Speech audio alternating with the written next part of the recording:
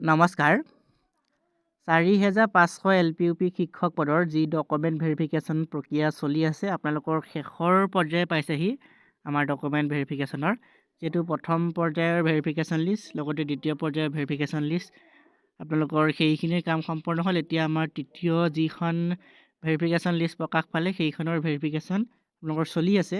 আমাৰ যি তৃতীয়খন ভেৰিফিকেশ্যন লিষ্ট প্ৰকাশ পালে, তাত কিমান কেণ্ডিডেট এবচেণ্ট আছে এইখিনি আমি নেক্সট ভিডিঅ'ত আলোচনা কৰিম। আজিৰ আলোচনাৰ বিষয়টো আপোনালোকৰ কেণ্ডিডেটৰ ওপৰত নহয়, আমাৰ আজিৰ আলোচনাৰ বিষয়টো হৈছে এইখিনিৰ নিযুক্তি প্ৰক্ৰিয়া আপোনালোকৰ ফেব্ৰুৱাৰী মাহৰ ভিতৰত কোন তাৰিখে দিব, লগতে আমাৰ নতুনকৈ এডভাৰটাইজমেণ্ট আহিব নাহে, আৰু প্ৰভিজনেল মেৰিট লিষ্ট আপোনালোকৰ যি প্ৰভিজনেল মেৰিট লিষ্ট বা ফাইনেল মেৰিট লিষ্ট কেতিয়া প্ৰকাশ পাব তাৰ ওপৰতে ভিডিঅ'টো লৈ আহিছোঁ। গতিকে আপোনালোকে ভিডিঅ'টো স্কিপ নকৰাকৈ শেষলৈকে চাব।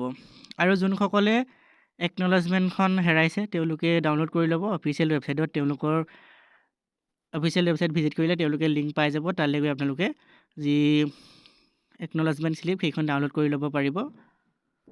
আৰু বহুতে সুধি আছে ফ'ৰ্থ আপোনালোকৰ যি 4 নম্বৰ ভেৰিফিকেশ্যন লিষ্ট আহিব নেকি। 4 নম্বৰ ভেৰিফিকেশ্যন লিষ্ট অহাৰ সম্ভাৱনা নাই, কাৰণ আমাৰ যিখন 3 নম্বৰ লিষ্ট আহিছিলে সেইখন লিষ্টত আপোনালোকৰ কোনো ধৰণৰ তেনেকুৱা 4 নম্বৰ লিষ্ট আহিব বুলি উল্লেখ নাই। গতিকে আপোনালোকৰ 4 নম্বৰ ভেৰিফিকেশ্যন লিষ্ট অহাৰ সম্ভাৱনা নাই। আৰু 4 নম্বৰ ভেৰিফিকেশ্যন লিষ্ট আহিবলৈ হ'লে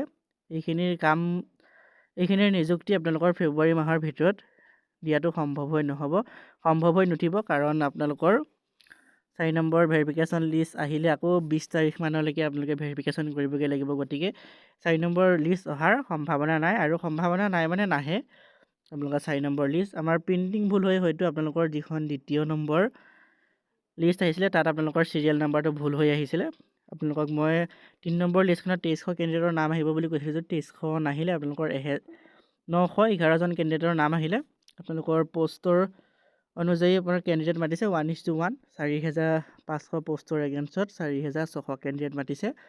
আপোনালোকৰ 100 কেণ্ডিডেট যিহেতু বেছিকৈ মাতিছে, 100 কেণ্ডিডেট বেছিকৈ মতাৰ কাৰণ কিছু কেণ্ডিডেটৰ হয়তো ডকুমেণ্টৰ ক্ষেত্ৰত ৰিজেক্ট হ'ব পাৰে বা অন্যান্য কাৰণত ৰিজেক্ট হ'ব পাৰে। সেইকাৰণে 4500 পষ্টৰ এগেইনষ্টত 4600 কেণ্ডিডেট মাতিছে, অৰ্থাৎ 1:1 ৰেচিঅ'ত কেণ্ডিডেট মাতিছে।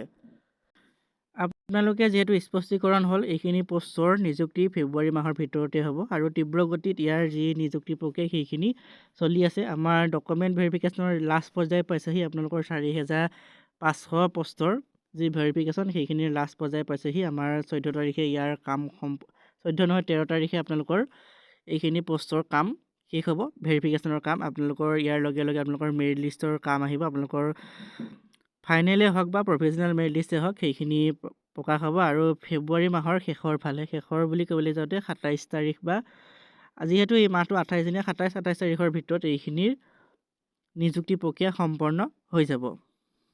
আৰু এইখিনিৰ নিযুক্তি ফেব্ৰুৱাৰী মাহতে হ'ব, ফেব্ৰুৱাৰী মাহৰ ভিতৰতে হ'ব। যদি ফেব্ৰুৱাৰী মাহৰ ভিতৰত নহয় তেনেহ'লে এইখিনি পিছুৱাই যাব। গতিকে আপোনালোকে ফেব্ৰুৱাৰী মাহৰ ভিতৰতে তেওঁলোকে এইখিনিৰ নিযুক্তি কাম সম্পন্ন কৰিবলৈ তেওঁলোকে প্ৰচেষ্টা চলাই আছে, আৰু ফেব্ৰুৱাৰী মাহৰ ভিতৰতে এইখিনিৰ নিযুক্তি সম্পন্ন হ'ব। কাট অফ এবাৰ যিহেতু আপোনালোকৰ বহুত বেছি গ'ল, আমাৰ 5500 যি শিক্ষক পদৰ নিযুক্তি হ'ল তাৰ তুলনাত এইবাৰ 4500 পষ্টৰ কাট অফটো কিন্তু অলপ আপোনালোকে হাই দেখিবলৈ পালে, কাৰণ আমাৰ 5500 পষ্টৰ তুলনাত 4500 পষ্টৰ কাট অফটো বেছি গ'ল। আৰু এইখিনি পষ্টৰ অভাৰলেপিং হ'ব। অভাৰলেপিং হোৱাৰ কাৰণ এটাই আছে, কাৰণ আপোনালোকৰ কেণ্ডিডেট এবচেণ্ট আছে, বহুত কেণ্ডিডেট এবচেণ্ট আছে, আৰু সেই এবচেণ্ট কেণ্ডিডেটখিনি তেওঁলোকে যদি এবচেণ্ট কেণ্ডিডেটৰ বিপৰীতে আৰু এখন যদি লিষ্ট উলিয়ালে হ'লে তেনেহ'লে আপোনালোকৰ অভাৰলেপিং নহ'ল হ'লে আমাৰ যি প্ৰথম, দ্বিতীয় আৰু তৃতীয় ভেৰিফিকেশ্যন লিষ্ট হ'ল এইখিনিৰ ভেৰিফিকেশ্যন কাম সম্পূৰ্ণ কৰি যোনখিনি কেণ্ডিডেট এবচেণ্ট আছিলে, যিমান কেণ্ডিডেট এবচেণ্ট আছিলে তাৰ এগেইনষ্টত যদি আৰু এখন লিষ্ট উলিয়ালে হ'লে তেনেহ'লে অভাৰলেপিঙৰ যিটো ব্যৱস্থা সেইটো নহ'লহেঁতেন। কিন্তু এইবাৰ অভাৰলেপিং হ'ব। আপোনালোকৰ যেনেকৈ নহ'লেও 400-500 পষ্ট ভেকেণ্ট হৈ ৰৈ যাব। আপোনালোকৰ 400 নহ'লেও 300 বা 200 তেনেকুৱা পষ্ট ভেকেণ্ট হৈ ৰৈ যাব। আপোনালোকৰ 12 আৰু 13 তাৰিখে কিমান কেণ্ডিডেট প্ৰেজেণ্ট নাথাকিলে বা অনুপস্থিত হ'ল সেইখিনি আমি নেক্সট ভিডিঅ'ত আপোনালোকক আলোচনা কৰিম। আজিৰ ভিডিঅ'ত সেইখিনি আলোচনা নকৰোঁ, কাৰণ আপোনালোকৰ 13 তাৰিখেও যিহেতু ডকুমেণ্ট ভেৰিফিকেশ্যন হ'বলৈ আছে, 13 তাৰিখে হোৱাৰ পিছত কিমান কেণ্ডিডেট প্ৰেজেণ্ট আপোনালোকৰ থাকিব নোৱাৰিলে বা এবচেণ্ট হ'ল, সেইখিনি আমি নেক্সট ভিডিঅ'ত আলোচনা কৰিম। এইখিনি পষ্টৰ মেৰিট লিষ্ট আপোনালোকৰ কেতিয়া পাব্লিছ হ'ব, যিহেতু ফেব্ৰুৱাৰী মাহৰ ভিতৰত এইখিনিৰ নিযুক্তি সম্পন্ন হ'ব।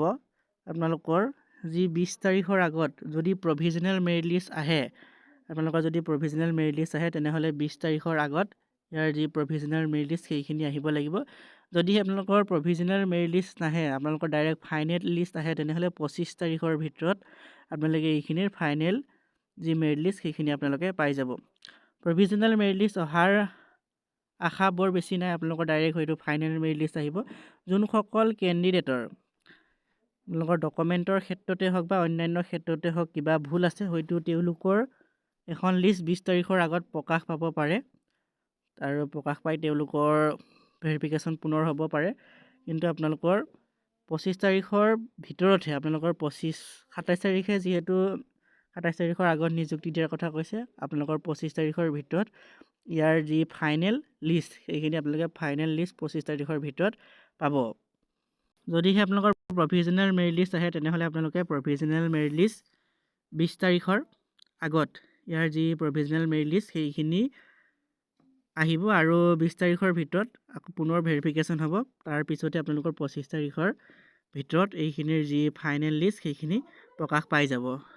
আৰু যোনসকল কেণ্ডিডেটৰ ভাল স্ক'ৰ থকাৰ স্বত্তেও নাম নাহিল, তেওঁলোক নিৰাশা হোৱাৰ কোনো প্ৰয়োজন নাই, কাৰণ বহু কেণ্ডিডেট আপোনালোকৰ 63, 64 তেনেকুৱা স্ক'ৰ থকাৰ পিছত, তেনেকুৱা পাৰ্চেণ্টেজ থকাৰ পাছতো তেওঁলোকৰ নাম যিহেতু আমাৰ প্ৰথমেই হওক, দ্বিতীয় হওক, তৃতীয় এখন লিষ্টতো নাম নাহিল, তেওঁলোকৰ কাৰণে নতুনকৈ এডভাৰটাইজমেণ্ট আহিব। আপোনালোকৰ এডভাৰটাইজমেণ্ট আমাৰ ইলেকশ্যনৰ আগত নাহে, কাৰণ আপোনালোকৰ ফেব্ৰুৱাৰী মাহৰ ভিতৰতো এইখিনিৰ আমাৰ নতুনকৈ নাহে, কাৰণ আপোনালোকৰ এই 4,500 কাম সম্পূৰ্ণ কৰিব। 80,000 যিহেতু নিযুক্তি দিয়াৰ কথা কৈছে শিক্ষক পদত, গতিকে আপোনালোকৰ ইয়াৰ পিছত আমাৰ যি ফেব্ৰুৱাৰী মাহত এইখিনি নিযুক্তি হ'ব, ইয়াৰ পিছত যি ইলেকশ্যনৰ পিছত আপোনালোকৰ হয়তো 26ৰ শেষৰ ফালে, আমাৰ 26 চনৰ শেষৰ ফালে আপোনালোকৰ নৱেম্বৰ ডিচেম্বৰ মানত নতুনকৈ এডভাৰটাইজমেণ্ট আহিব। হয়তো তাতো আপোনালোকৰ 4-5 হাজাৰ শিক্ষক আপোনালোকৰ LP UP শিক্ষক পদৰ ভেকেঞ্চি থাকিব। লগতে আমাৰ টেটকাম ৰিক্ৰুইটমেণ্ট টেষ্টটো অনুষ্ঠিত হ'ব, আপোনালোকৰ GT PGT সেইখিনিৰো পষ্ট আহিব, কাৰণ বহুত ভেকেণ্ট হৈ ৰৈ গৈছে যিহেতু। আপোনালোকৰ টেটকাম ৰিক্ৰুইটমেণ্ট টেষ্টৰো পষ্ট আহিব, লগতে আপোনালোকৰ LP UP শিক্ষক পদৰো নতুন এডভাৰটাইজমেণ্ট আহিব। অলপ দেৰি হ'ব, আপোনালোকৰ 26ৰ শেষৰ ফালে আহিব, আপোনালোকৰ এতিয়াই নাহে। আপোনালোকৰ ফেব্ৰুৱাৰী মাহ যিহেতু চলি আছে, আমাৰ ইলেকশ্যন আহিবলৈ হ'ল, গতিকে ইলেকশ্যনৰ আগত নাহে। ইলেকশ্যনৰ পিছত আপোনালোকৰ নৱেম্বৰ ডিচেম্বৰ মানত এইখিনিৰ আপোনালোকৰ নতুন এডভাৰটাইজমেণ্ট আহিব LP UP শিক্ষক পদৰ। গতিকে নিৰাশা হোৱাৰ কোনো কাৰণ নাই, আপোনালোকৰ নতুনকৈ আহি থাকিব। আপোনালোকে আৰু কিছুমানৰ হয়তো বয়স যাবগৈ পাৰে, তেওঁলোকৰ হয়তো বেয়া লাগিব পাৰে, এইবাৰ যিহেতু নাম নাহিলে তেওঁলোকৰ বেয়া লাগিব পাৰে, কিন্তু আপোনালোকৰ নতুন এডভাৰটাইজমেণ্ট আহিব। যোনসকলৰ বয়স আছে তেওঁলোকে মন বেয়া কৰাৰ কোনো কাৰণ নাই। গতিকে ভিডিঅ'টো ইমানখিনি। আপোনালোকে যোনসকলে সুধি আছিলে নতুন আপোনালোকৰ এডভাৰটাইজমেণ্ট কেতিয়া আহিব, আপোনালোকৰ 26ৰ শেষৰ ফালে ইয়াৰ যি নিউ এডভাৰটাইজমেণ্ট LP UPৰ সেইখিনি আহিব। লগতে টেটকাম ৰিক্ৰুইটমেণ্ট টেষ্ট আমাৰ GT PGTৰো নতুন এডভাৰটাইজমেণ্ট আপোনালোকে 26ৰ শেষৰ ফালে দেখা পাব। আজিলৈ ইমানে, ধন্যবাদ।